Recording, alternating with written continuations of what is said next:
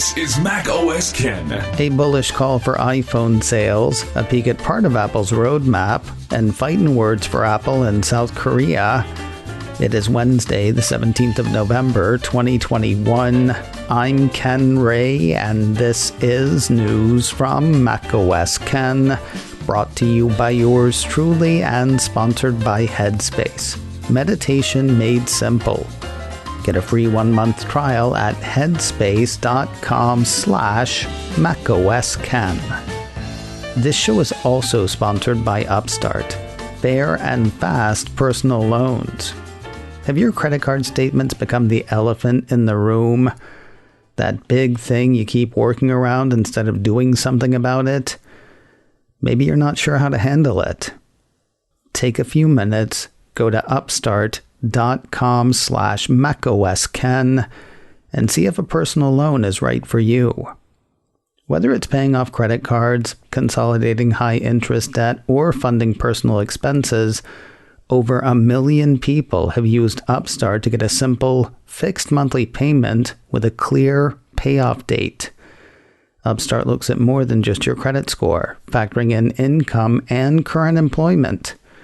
You can check your rate without impacting your credit score in minutes for loans between $1,000 to $50,000, and you can receive funds as fast as 1 business day after accepting your loan.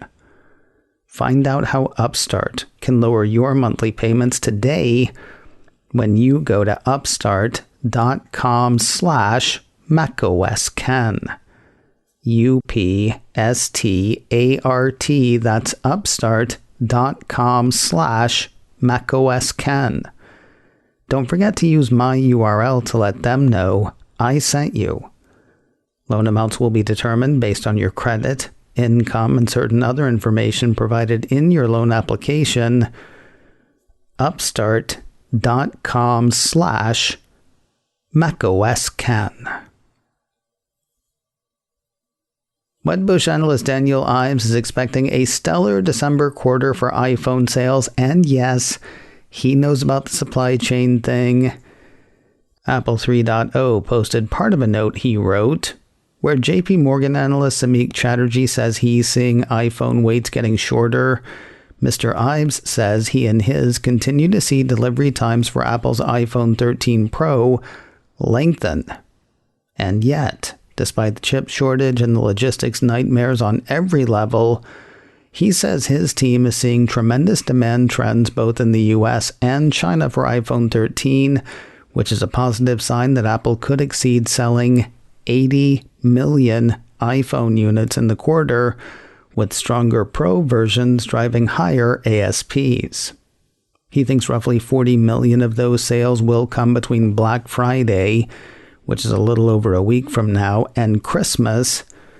If he's right, he says that would be a record holiday pace for the company despite the lingering chip shortage, limiting iPhone supply globally by roughly 10 million units based on his firm's analysis. He's also looking for huge sales for Airpods in fiscal year 2022, starting with the current holiday quarter. For the fiscal year, Ives is looking for Apple to ship close to 100 million AirPod units, setting the stoppers up to represent 5% plus of overall revenues for fiscal year 22. Mr. Ives has an outperform rating on Apple shares. His price target on the shares is $185. Apple is famous for providing nothing like a roadmap. But with friends like Qualcomm, seems we know more about Apple's plans over the next couple of years thanks to the mobile chip maker. Mac Rumors had Qualcomm CEO Akash Palkhiwala saying yesterday that his company will only supply about 20% of Apple's modem chips in 2023. If that's an accurate estimate, the piece says it means that 2022 will be the last year that Qualcomm enjoys a modem monopoly in iPhone devices. Apple has been working on in-house modem chips for years now, and prior rumors have indeed suggested that Apple's chips will be ready to launch in 2023. 80% in the first year, though? Yeah, that number seems a tiny bit squishy. The piece quotes the CEO saying, "The assumption we use for this forecast is that for Apple 2023 launch, our share is down to 20%. This is a planning assumption for the forecast purposes. Just to be clear, there is no new data point that makes us do this forecast versus our discussions in the past. We just wanted to set a base for this forecast, and so we've used that as a planning assumption." See? Squishy. The back and forth between Apple and regulators in South Korea continues, with one lawmaker saying Apple has not done enough to comply with South Korean law. In fairness, this whole thing sounds sort of half-finished. Mac Rumors highlights South Korea's Telecommunication Business Act. One portion of that is meant to keep app stores like those run by Apple and Google from forcing developers to use the payment system set up by the App Store owners. The law came into effect in September, according to Mac Rumors, but the exact details of what companies need to do to comply with it had not yet been fully drafted. Ready, fire, aim, it seems. What's funny is Apple says it doesn't plan to change anything since it's already in compliance. Again, though, how could it possibly know that? The actual rules of compliance aren't due out until today. Whatever the case, Apple's insistence that it's already good has rankled South Korean lawmaker Jo Sung-Lee. He's quoted in a Reuters report saying, "Frankly, we are not satisfied. Apple's claim that it's already complying is nonsensical. Excessive fees take away developers' chances for innovation. Parliament is to be closely informed as the government drafts detailed regulations to make sure there is accountability." Honestly, it sounds like both sides have gotten ahead of themselves. Mac Rumors says the initial details of what Apple will need to do to meet its new obligations in South Korea are expected to be made public by the Korea Communications Commission today, ahead of them coming into full effect by March of next year. South Korea wasn't the only party in South Korea giving Apple grief yesterday. Bloomberg says Epic CEO Tim Sweeney was in Seoul speaking at the Global Conference for Mobile Application Ecosystem Fairness. There, he is said to have said, "Apple locks 1 billion users into one store and payment processor. Now Apple complies with oppressive foreign laws which surveil users and deprive them of political rights, but Apple is ignoring laws passed by Korea's democracy. Apple must be stopped." One assumes he's referring to the laws that wouldn't actually be spelled out for another 24 hours or so. Stopping Apple wasn't Sweeney's only call to action.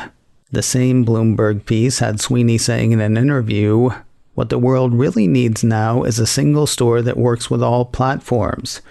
Right now, software ownership is fragmented between the iOS App Store, the Android Google Play Marketplace, different stores on Xbox, PlayStation, and Nintendo Switch, and then Microsoft Store and the Mac App Store." The piece goes on to say that Epic is working with developers and service providers to create a system that would allow users to buy software in one place, knowing that they would have it on all devices and all platforms. That does not sound like the worst idea. Then again, Sweeney spent over a year being a big troll, so we're a long way from yesterday's lip service to this Epic, buy it once, use it everywhere App Store. More news in a moment, but first a word from Headspace. Meditation made simple. We all have those moments. Moments of intense anger, frustration, panic maybe. The Headspace SOS meditations are perfect for those times, partly because they take your head out of whatever it's wrapped around, and partly because of the tools they give you to deal with such moments. Honestly, the SOS meditations were my way in. Tried a few, found they helped. That opened me up to giving the longer programs a try. And Headspace is building all the time, adding new programs, new features, new guides. Once you download, then start using the Headspace app, It takes just a few minutes a day to change your relationship with stress and anxiety, to start feeling better. We can't change what happens in the world, but with Headspace, you can learn to take control of your mental health and choose how you respond. Find some Headspace at headspace.com/macOSKen and get 1 month free of their entire meditation library. This is the best Headspace offer available, so go to headspace.com/macOSKen today. headspace.com/macOSKen. If you're in Apple's public beta program, you probably have new builds today. I say that because developers got a bunch of new builds on Tuesday. iDownload blog says dev types got access to the third beta builds of iOS, iPadOS, and tvOS 15.2 on Tuesday, along with macOS 12.1 and watchOS 8.3. Now, there is something in the next iOS update for advertisers. The Mac Observer ran a piece explaining the addition of private click measurement to in-app advertising. The piece says private click measurement, or PCM, has been around since the release of iOS 14.5 earlier this year. According to the report, PCM sends attribution reports in private browsing without including cookies, and it delays sending the report randomly between 24 and 48 hours. The net result is a report that says someone who clicked ad X on website A later converted with value Y on website B. So it knows what you did, but not who you are, and shares that info with advertisers so that they can measure the effectiveness of their ads. The implementation of PCM pushed out earlier this year only worked in the Safari app on iOS. The updated implementation will work in apps that employ Apple's in-app Safari browser, according to the report. Apple may need to look into an issue with mail privacy protection and Apple Watch. A number of reports on Tuesday, including one from Cult of Mac, indicate that there is no mail privacy protection for Apple's wearable. The Cult explains. Mail privacy protection works by routing all your mail content through multiple proxy servers, then assigning a random IP address based on your region, much like Private Relay does for Safari if you have iCloud+. That lets whoever sent the message see your general but not your exact location. It also keeps the sender from tying your email activities to other online browsing habits, which could be used to build a profile on you. Additionally, the piece says mail privacy protection stops senders from seeing whether you have opened an email, how many times you viewed it, or if you forwarded the message. There is a pretty big problem, though. A couple of security researchers say it does not work for Apple Watch, even if mail privacy protection is enabled on an associated iPhone. According to the report, Apple Watch downloads all remote content, such as images, using your real IP address, even if you have mail privacy protection enabled on iPhone. You don't even need to open an email for this to happen. While Apple does not promote mail privacy protection for Apple Watch, it seems likely that people who have bothered to turn it on their iPhone sort of assume it's on for their Apple Watch as well. Until that is actually the case, Cult of Mac says the only way to keep mail privacy protections in place is by disabling mail notifications on Apple Watch. And finally today, news of other updates that are not betas.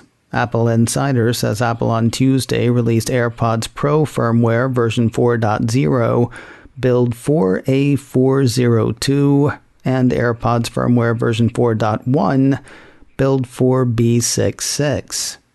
No notes from Apple on what changes they've made. Both types of AirPods should update automatically. There is no way to force an update according to the report. You can see whether yours are updated by going to Settings, then General, then About, then choosing the AirPods you're curious about and seeing. Can't do anything if they're not updated except wait, though, so have fun, I guess.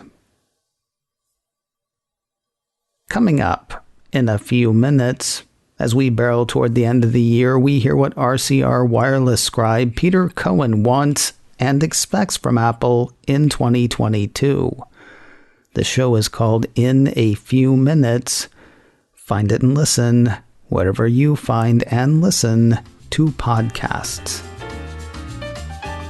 macOS Ken, brought to you by me and sponsored by Upstart. Fair and fast personal loans. Learn more and check your rate at upstart.com/macOSCan. This show is also sponsored by Headspace. Meditation made simple. Get a free 1-month trial at headspace.com/macOSCan. Advertising handled by Backbeat Media. Online at backbeatmedia.com. You can reach me a couple of ways. Info at macoscan.com or call 716-780-4080. Until next time, that is news from macOS Ken. I'm Ken Ray.